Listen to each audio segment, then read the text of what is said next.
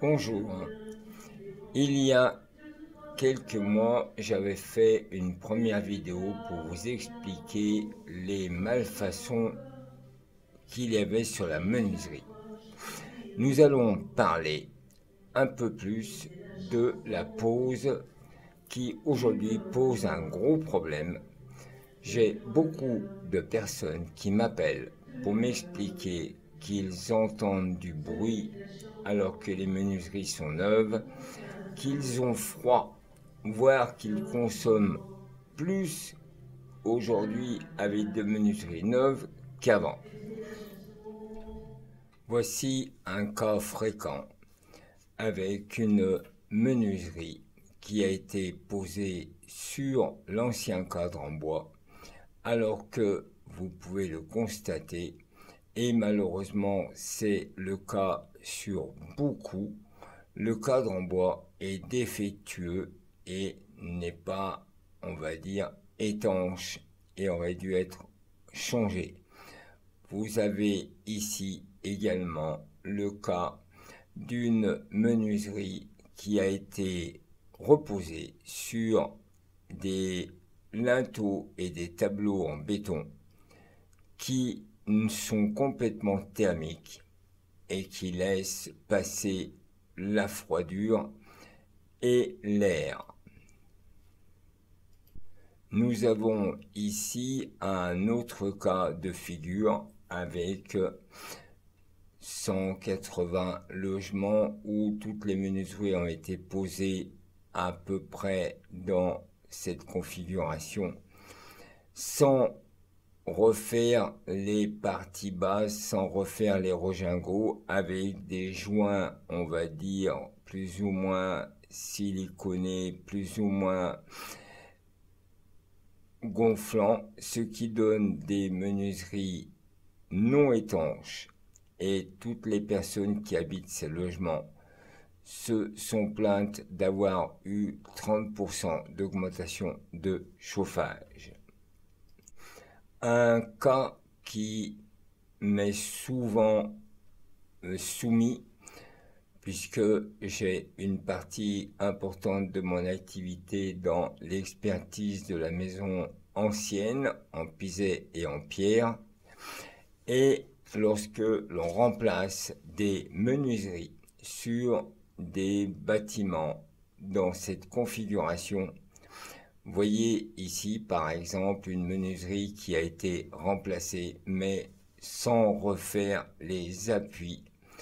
Cette menuiserie n'est absolument pas étanche et du reste l'expertise a prouvé et demandé à l'entreprise de tout déposer et de tout refaire.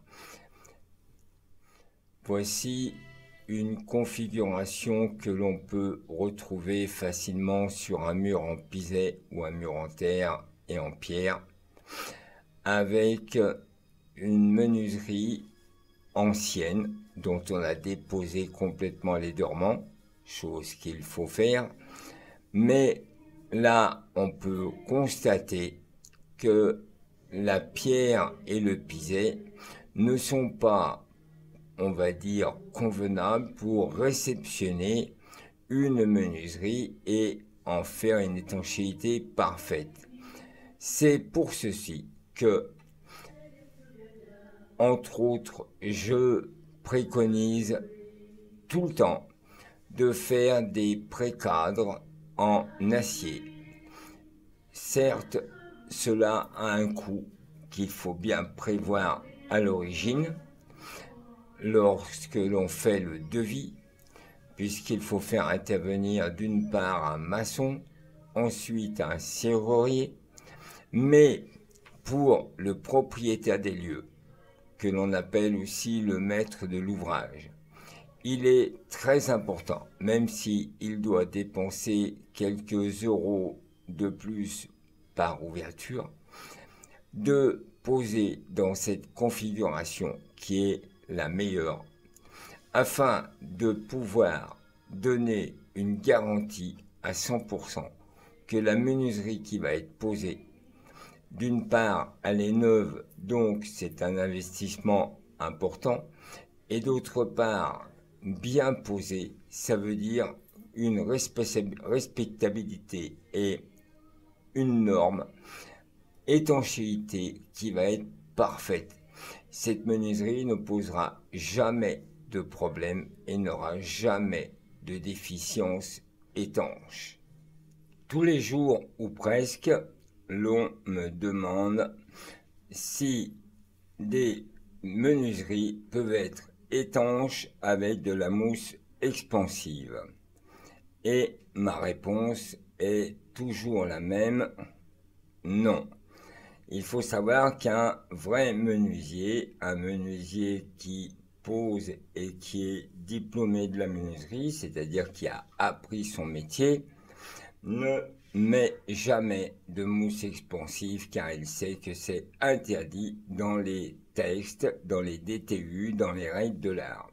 La mousse expansive n'est pas un produit étanche, ce n'est pas un produit durable.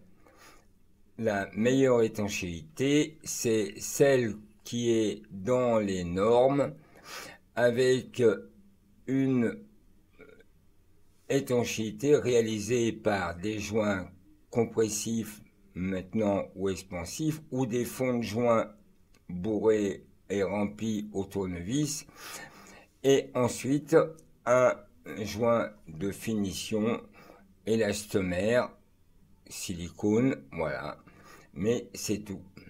Une question que l'on me pose souvent, à combien on doit poser une menuiserie du mur que je fais des expertises où je trouve comme ici 3-4 cm comblé avec de la mousse expansive.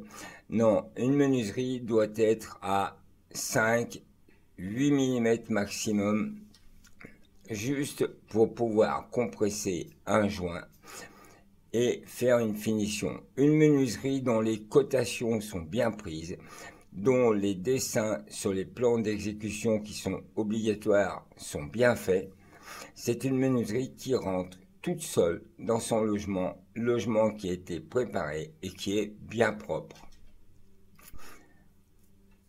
Autre problématique sur la pose des menuiseries, c'est l'étanchéité extérieure, notamment la pose et la réalisation de bavettes, avec que ce soit des bavettes en tôle ou des bavettes toutes prêtes, mais bien souvent les menuiseries n'ont pas de pièces d'appui, n'ont pas de rejingot reconfiguré, et cela crée des désordres tels qu'on peut le voir ici, avec une tôlerie qui n'est absolument pas respectueuse des règles, et qui a créé un désordre que nous pouvons voir ici, côté intérieur de cette fenêtre, mais le même désordre, la même sinistralité existe sur l'ensemble des menuiseries posées, où le défaut d'étanchéité des bavettes fait que l'eau de pluie ruisselle à l'intérieur par la tablette en bois ou en plâtre, et est venu imbiber complètement l'intérieur du complexe, qui était un complexe isolant, type chalet, avec une structure en bois, et tout ceci est très abîmé aujourd'hui. En résumé, lorsque vous désirez faire remplacer vos menuiseries, les règles à savoir: le menuisier, ce que l'on appelle aussi le réalisateur, a deux obligations. La première, c'est de vous donner ces attestations d'assurance avant même de faire le devis. La deuxième obligation, c'est de connaître les règles, les normes, et de vous faire un devis descriptif et quantitatif. Ça veut dire que vous ne devez pas avoir entre les mains un devis de ce que j'appelle un devis foire, avec des pages qui s'empilent les unes aux autres, avec des photos, on va dire un dessin d'un châssis, et vous avez plus d'explications commerciales que d'explications techniques.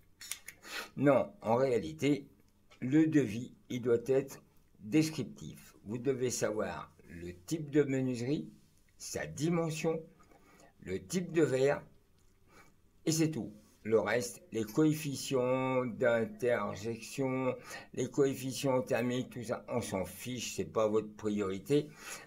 La priorité d'une menuiserie, c'est qu'elle soit bien posée, parce qu'aujourd'hui, il faut savoir que toutes les menuiseries sont faites par des usines et qu'elles sont toutes bonnes. Mais dans le devis, vous devriez retrouver, et c'est obligatoire, ce que fait le menuisier. Est-ce qu'il dépose? Est-ce qu'il dépose la totalité? Est-ce qu'il conserve une partie du dormant fixé après avoir vérifié son étanchéité? Est-ce que lorsqu'il dépose et qu'il va être obligé de détruire les tableaux, est-ce qu'il refait les tableaux ou est-ce qu'il vous laisse ça à votre charge? Est-ce qu'il est prévu de refaire les rejingots en maçonnerie qui n'existent pas? Ou est-ce qu'il pose un précadre métallique? Tout ceci doit être inscrit dans un devis. C'est ce que l'on appelle le descriptif. Tous les devis que je reçois sont vides. Il n'y a absolument rien. On ne sait absolument pas ce que doit faire l'entreprise. Et forcément, arrivé au bout, ça pose des problèmes. Vous allez refuser de payer parce que vous n'allez pas être satisfait et ça finit en expertise. Le coût d'une expertise peut être aussi cher que la totalité de vos menuiseries. Je vous dis à bientôt sur une prochaine vidéo qui sera probablement les pièges qu'il faut éviter avant d'acheter une maison.